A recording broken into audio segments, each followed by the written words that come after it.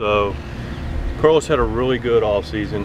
A lot of positive things happened when he first got here. The evaluation of where he is, regardless of the amount of work he did, wasn't quite to where we would have liked it to be, nor he would have liked it to have been.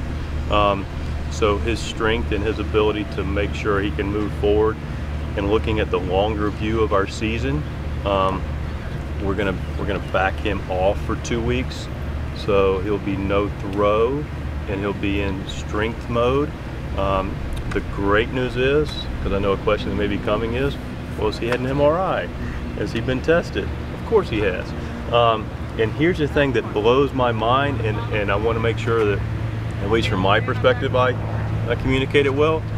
His baseline for his strength and his, what looks like from his shoulder stability, from 2016 imaging to now has not changed, which is amazing to me. The structure of his shoulder is in amazingly good shape. We just have to make sure we have some of the little muscles that are continuing to be strengthened to allow the workload and the capacity, so we don't have an interruption like we did last year.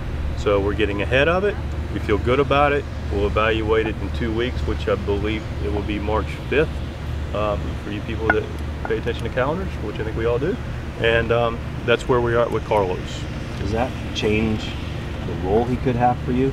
Certainly changes his timing. It changes the timing of where we're at. You know, everything's on the table, we said, from day one with Carlos, but it still allows him, it may take him longer if we look at it from a starter perspective, to be ready opening day. It would be more of a compromising for him to be ready opening day if he was a starter. I wouldn't say absolutely it wouldn't happen, because he won't pitch on opening day if he's in a starting role, so he'd have more time is the ultimate point of that. So yeah, we'll evaluate as we go, and we'll know more in 2 weeks of what it looks like. Mike, it wasn't a secret what he went through last year, and what you're describing is essentially what he described last year at times, kind of a weakness. Correct. That jeopardized the shoulder. Correct.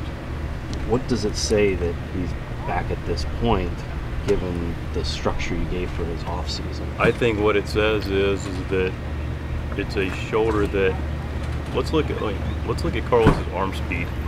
Okay, this guy's got a lightning quick arm, right? So his deceleration muscles have to be as strong as anything. And so what it says is we have been intentional about his off season. He has worked hard in his off season. What it says is, you know, we looked at last year and we had these interruptions, and the good news was we have baselines to work off of from him, and just standard of what shoulder stability looks like, strength looks like, relative to a long season. And we put those things together, it's an evaluation that says, you know what, he needs a little more time. And we could push it, but we don't want to push him. It wouldn't be smart. We have the beautiful timing in order to do that. And like I said, no one's happy about it, first and foremost Carlos, but I'm ecstatic that there's nothing structural that's compromising his ability to compete.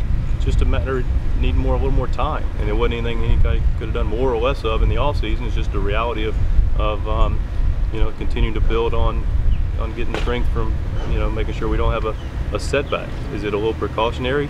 Yes. Is it necessary? Yes as well.